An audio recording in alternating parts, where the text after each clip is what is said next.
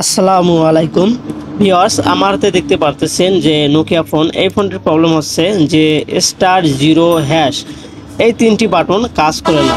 এটি কেন কাজ করে না এবং এই ফোনের কি সমস্যা, যে এক লাইনে তিনটি বাটন কেন কাজ করতেছে? আপনারা দেখতে পাচ্ছেন যে আমি আপনাদের সামনে চেপে দেখানোর চেষ্টা করলাম, কাজ করতেছে না। আমি মোবাইলটি খুলে ফেলে আপনাদেরকে বাটন যে ডাইরেক্টলি বাটন চেপে দেখাবো যে মোবাইলটি আদৌ আসলে ডাইরেক্টলি কাজ করে না, কোনো জং বা মরিচা পড়ছে কিনা। যদি মরিচা পড়তো তাহলে অবশ্যই এখন কাজ করতো। যেহেতু এখন কাজ করতেছে না, সেহেতু আমাদেরকে বুঝতে হবে এটা মিসিং আছে, লাইন মিসিং আছে। যেহেতু আমাদের লাইন মিসিং, সেক্ষেত্রে আমাদের হার্ডওয়্যারে কাজ করতে হবে যে এই লাইনটি কোথা থেকে মিসিং রয়েছে এবং কেন মিসিং রয়েছে, কিভাবে মিসিং হলো সেটা আমাদেরকে দেখতে হবে বা সেটা আমাদেরকে খুঁজে বের করতে হবে। আমরা এই মিটার দিয়ে মেপে দেখব যে মিটারে কি মান আসে কিনা। যদি মিটার দিয়ে মেপে দেখতে হবে যে আসলে আমরা কাঙ্ক্ষিত যে মানগুলো রয়েছে, যে বাটনের যে মানগুলো রয়েছে, মানগুলো আমরা পেয়ে থাকবো কি, পাবো কি পাবো না। আমরা দেখতে পাচ্ছি যে আমরা মাঝের বা যে বাটন রয়েছে, স্টারের যে মাঝের মাঝের প্রিন্টটা রয়েছে, সেই প্রিন্টে ধরলে কোনো মান আসতেছে না, আর অন্য যদি বাটনে আমরা মিটার দিয়ে মেপে দেখি তাহলে দেখতেছেন যে আমরা মান পাচ্ছি। যেহেতু আমরা যে মিটারে মান পাচ্ছি না, সেহেতু আমরা বুঝবো যে এখানে লাইন মিসিং রয়েছে। আমরা একটি টুইজার নিব, টুইজার দিয়ে ঠিক যে কোনো বাটন বা যে তিনটি বাটন কাজ করে না, সে মাঝখানে ধরে দেখব যে ওই প্রিন্টের যে অপোজিট যে প্রিন্ট রয়েছে, অপোজিট প্রিন্টে কোথায় এই প্রিন্টটা উঠেছে। আমরা দেখতে পাচ্ছি যে আপনাদেরকে দেখানোর চেষ্টা করতেছি যে প্রিন্টটা আপনারা দেখতে পারতেছেন কিনা জানি না। প্রিন্টটা দেখেন, এই প্রিন্টটি একটু পয়েন্ট রয়েছে, এই পয়েন্ট থেকে আমাদেরকে প্রিন্টটি ধীরে এই প্রিন্টটি শেষ পর্যন্ত কোথায় গিয়েছে, এই প্রিন্ট শেষ পর্যন্ত আমাদেরকে যেতে হবে। আমি আপনাদেরকে দেখানোর চেষ্টা করতেছি মিনি মাইক্রোস্কোপ দিয়ে, আপনি দেখেন যে এই প্রিন্টটি আমি ধরে নিচের দিকে আসতেছি। এই প্রিন্টটি ধীরে আপনারা দেখেন যে প্রিন্টের একটা পয়েন্ট রয়েছে। এটির যদি প্রিন্ট আমি অপোজিট সাইডে যদি এই প্রিন্টটি চলে যেত, তাহলে আমাকে আবার অপোজিট সাইডে মেপে তারপর ওই প্রিন্ট ধরে আবার অগ্রসর হতে হতো। আপনারা দেখতে পাচ্ছেন যে প্রিন্টটি সিম কার্ডের নিচ দিয়ে সিম কার্ডের অপোজিটে চলে আসছে, এবং আপনারা দেখেন যে সিম কার্ড থেকে এই লাইনটি আমি আগে দেখেছি। আপনারা দেখেন যে নিচে দেখেন যে প্রিন্টটি ধরে আমি উপরে যাচ্ছি, এই প্রিন্টটির শেষ পর্যন্ত আমি যাব। এই প্রিন্টটি শেষ পর্যন্ত দেখেন যে এই প্রিন্টটি শেষ এখানে।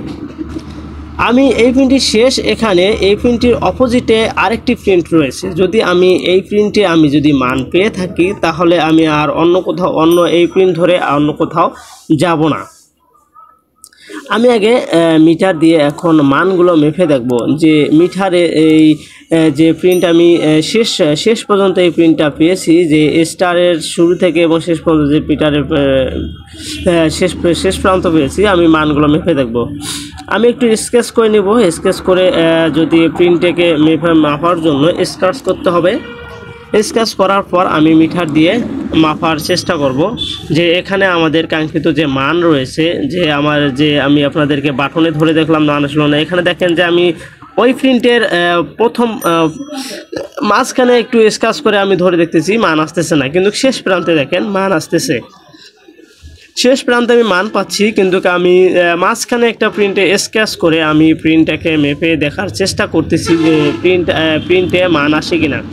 আমাকে বুঝতে হবে যে মাঝখান থেকে এবং শেষ প্রান্তে যে প্রিন্টটি রয়েছে, এই প্রিন্টের মধ্যে কোনো না লাইনটি মিসিং আছে। তাহলে আমি এখন এই যে মিসিং রয়েছে, এই মিসিং লাইনটিকে আমি এখন একটু রাং ধরিয়ে নিব। রাং ধরিয়ে নেওয়ার পর আমি এইটাকে জাম্পার করে দিব। জাম্পার করে দিলে ইনশাল্লাহ আমার কাজটি হয়ে যাবে। যদিও তারপরও আমার কাজটি যদি না হয়ে থাকে, তাহলে আমি আইসির দিকে অগ্রসর হব।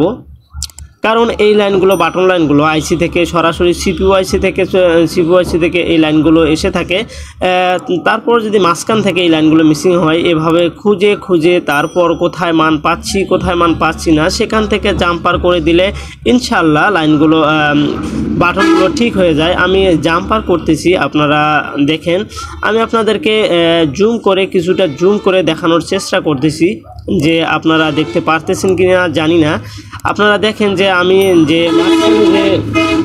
প্রিন্ট স্কেচ করছিলাম সেখানে আমি কোনো মান পাচ্ছি না, সেক্ষেত্রে আমি সেখানে কোনো জাম্পারিং করব না। সেক্ষেত্রে আমি হ্যাশ বাটনের যে প্রিন্টটি আমি ধরেছিলাম সেই হ্যাশ বাটনের প্রিন্টের অপোজিট সাইডে আমি স্কেচ করে সেখানে একটু রাং ধরিয়ে নিব।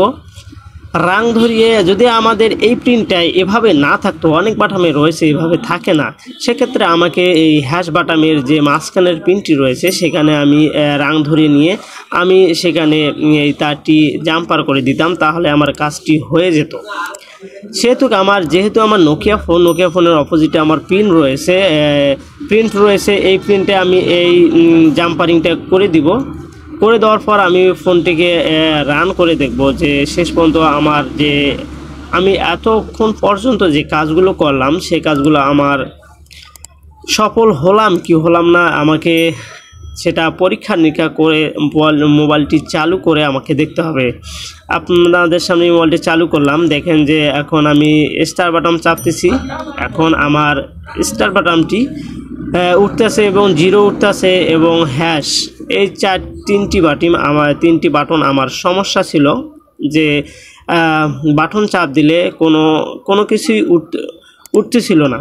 সেক্ষেত্রে আমি জাম্পারিং করার পর এখন দেখতে পারতেছেন যে এই তিনটি যে লাইন রয়েছে, তিনটি যে বাটন রয়েছে, এই বাটন তিনটি এখন কাজ করতেছে। আপনাদের সুবিধাতে আমি জাম্পারিংটি আপনাদেরকে আরেকবার চেক করব যে এই জাম্পারিংটা এই লাইনটি কোথা থেকে কোথায় গিয়েছে এবং আমি কোথায় জাম্পারিং করে কোথায় লাগিয়েছি। আপনারা দেখেন যে এর শেষ প্রান্তে আমি একটি জাম্পারিং করেছি এবং হ্যাশ বাটনের যে অপোজিট যে প্রিন্ট রয়েছে এই প্রিন্টে আমি একটু জাম্পার করেছি। আশা করি আমার এই ভিডিওটি আপনাদের ভালো লেগেছে এবং আপনারা কিছু শিখতে পেরেছেন। আমার এই চ্যানেলের ভিডিওগুলো যদি আপনাদের ভালো লেগে থাকে অবশ্যই আমার চ্যানেলটি সাবস্ক্রাইব করবেন, পাশে থাকা বেল আইকনটি প্রেস করবেন এবং আমার যে এই ভিডিওগুলো শেয়ার করে দিবেন, যাতে অন্য কেউ দেখে কিছু শিখতে পারে বা কিছু জানতে পারে। ভালো থাকবেন, সুস্থ থাকবেন, আল্লাহ হাফেজ।